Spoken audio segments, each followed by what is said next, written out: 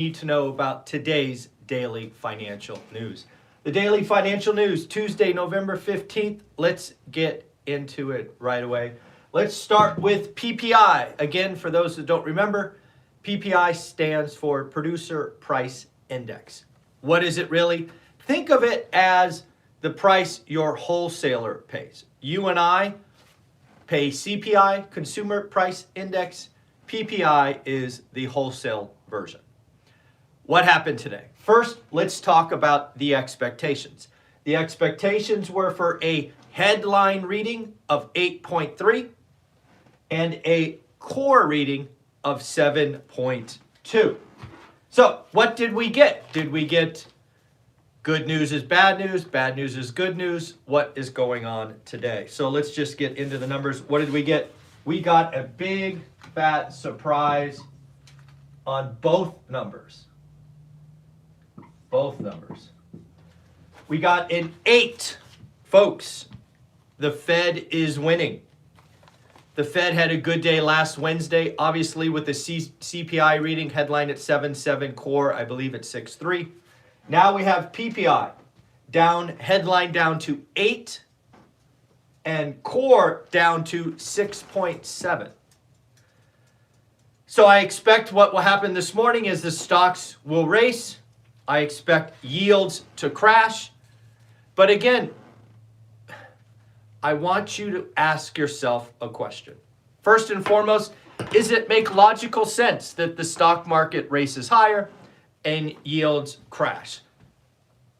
Stocks and bonds are very much a momentum business. We are all hungry for good news. We now have 2 data points that the Fed is winning.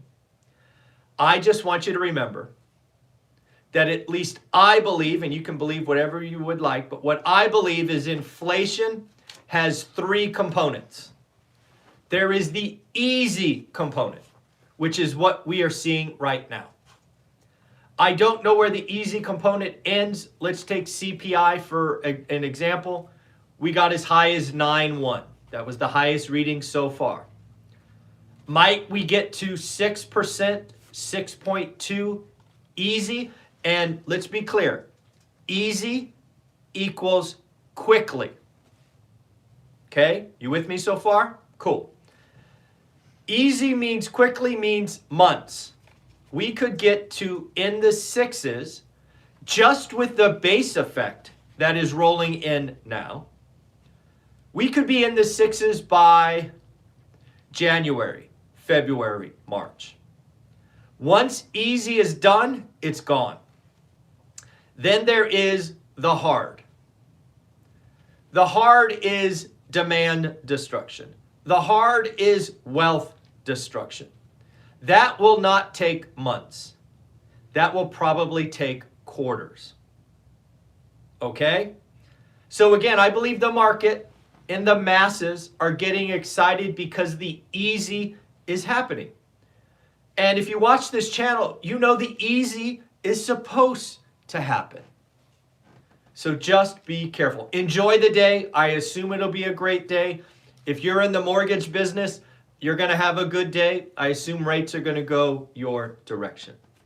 But at some point, easy will leave the building and we will be left with hard. Unfortunately, I believe there are 3 components and we've only talked about 2. I believe the 3rd component is the really, really, really hard component. And that component, folks, is structural.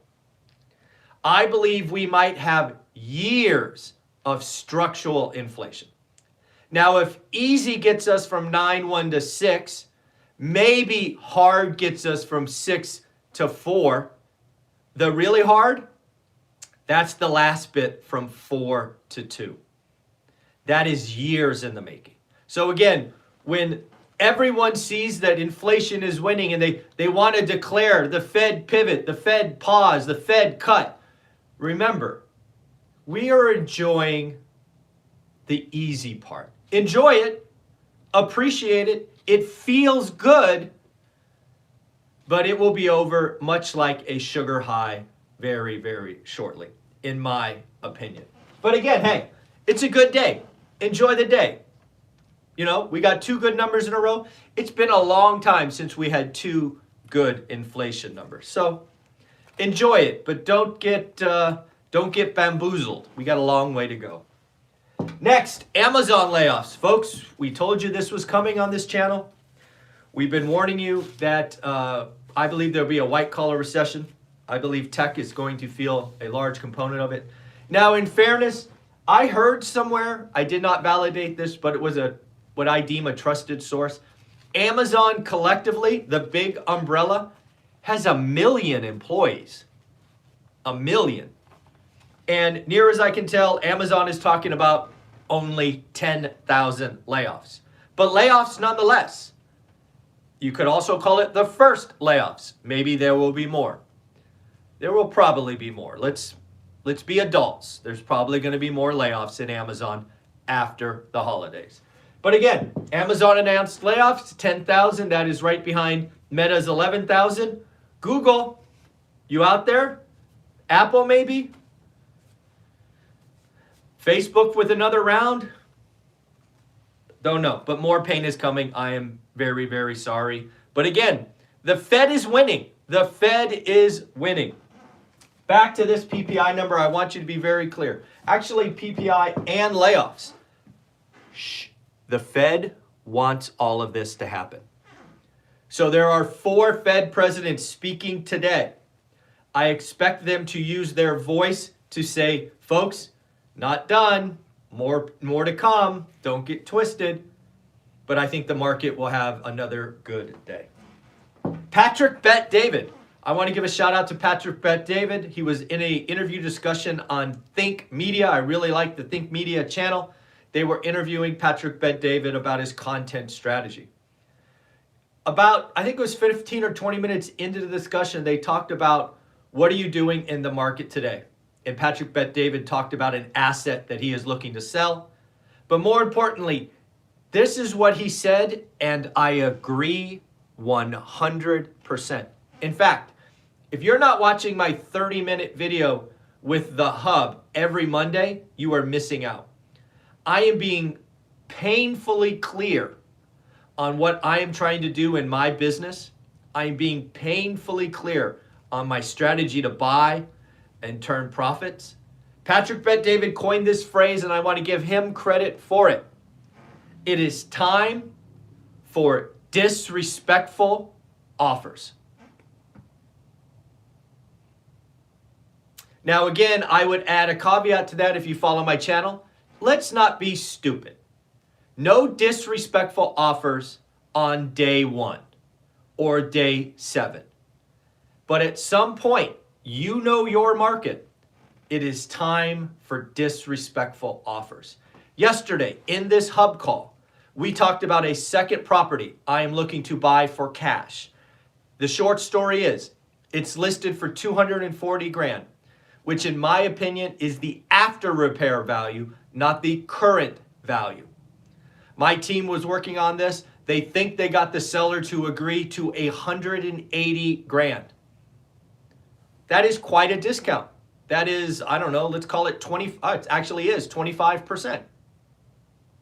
Yeah, 25%. At which point I got engaged. I looked at the property and I said, sorry guys, 180 is not enough. I will not do this deal for less or for more than $160,000. In my opinion, that is a disrespectful offer. However, the property has been listed for 100 days. It is clearly listed at after repair value. It is vacant. So I am writing what I feel is a fair offer. I am sure the seller thinks it is disrespectful. I don't care. At this point, the seller is thinking about it. Note, the seller didn't say F off. He and or she is thinking about it. And again, if they say no, I don't care. I will put it on the list to track. I will follow up on it, and we will either eventually buy it, they will sell it to someone else, or they will take it off the market. And I am okay with either answer. So Patrick Bet-David, I totally agree with you. It is time to be aggressive.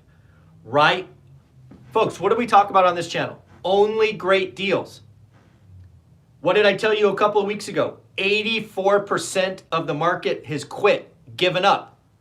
You and I are competing with 16%. I like those odds. I am more excited today than I was 6 months ago. I love no competition. Buyers, you and me, we have all the power. This has happened once before, 2010-11. This is going to be 1, 2, maybe 2.5 years in the making. Enjoy it. Do the work. And if you haven't checked out the playlist called The Hub, where I am sharing excruciating details about what I'm doing in my business, go check it out. I'm being as clear as I can be, and my entire team is on the call, and we were talking about it. Warren Buffett. Warren Buffett. Let's talk about good old Warren Buffett. A couple of years ago, remember David Portnoy was yanking on Superman's cape, saying this game is easy, making all this money. Let's just throw darts on the board and all this craziness. Well, Warren Buffett was sitting in cash. Well, we know how that ended, right? Warren Buffett sent a signal in the last 90 days. It was just reported that Warren Buffett bought $4.1 billion position in Taiwan Semiconductor.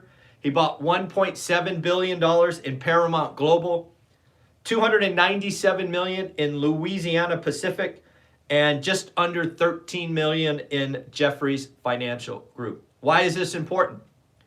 Warren Buffett is not a market timer.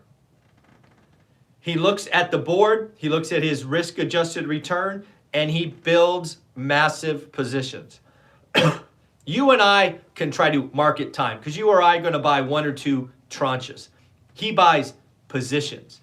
So when he decides to move, he moves when the numbers are right. So again, Warren Buffett is buying stocks. Is that the sign of the bottom? Absolutely not.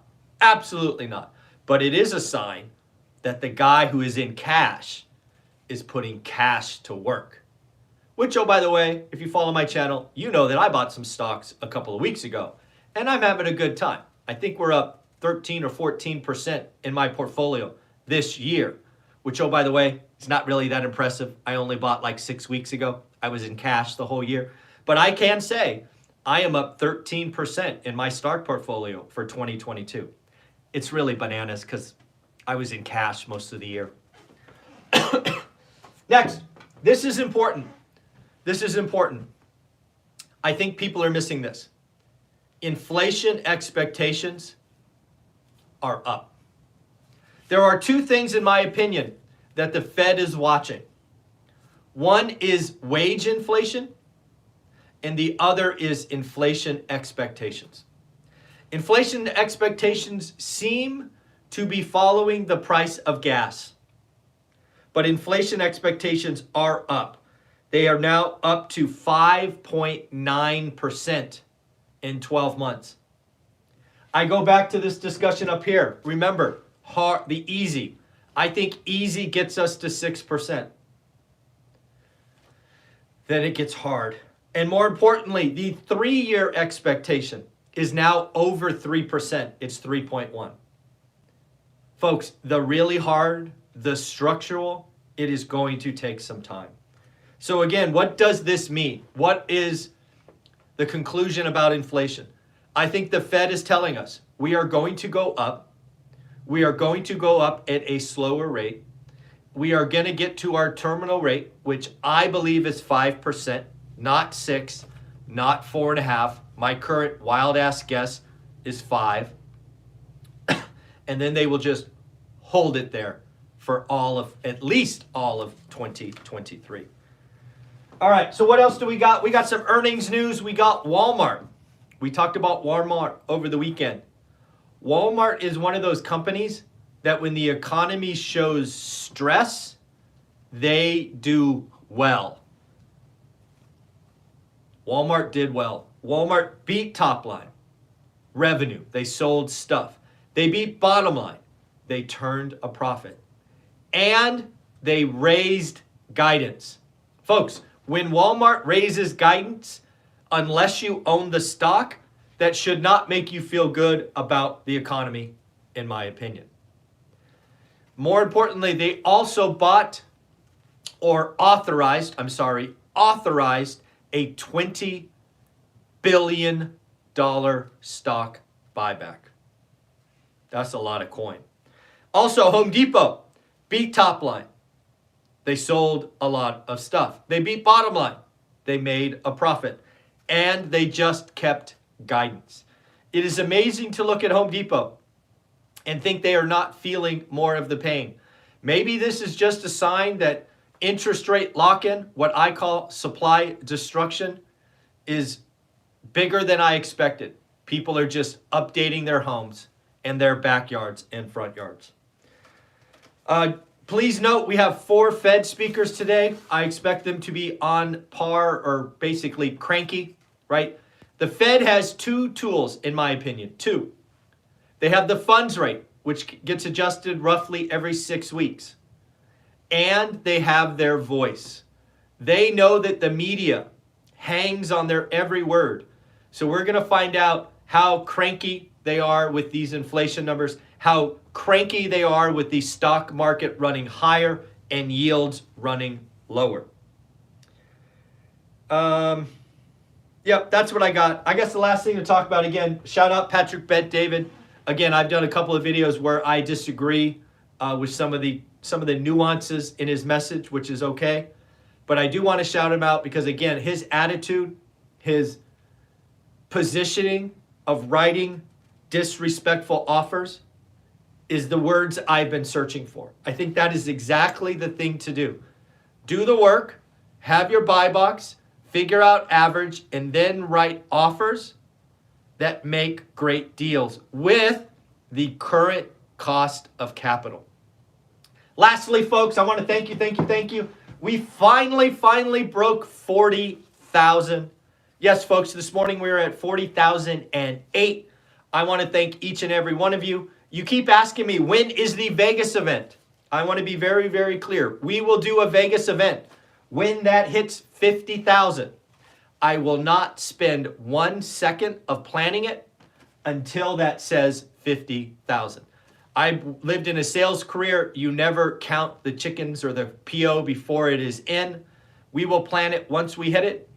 At my current rate, which is about 900 subs a month, it'll take us almost all of next year to get there. My hope is the channel takes off. More and more people share it, ask to join, subscribe. But worst case, I will keep showing up 5 days a week because I truly enjoy this. I know we are making a difference. I enjoy sending these cards out. Somebody gets your first deal, you get one of these. You get your next deal, you get one of those. And I have a good time. I hope you have a good time. Have a wonderful day. It is, Tuesday, November 15th. Bye.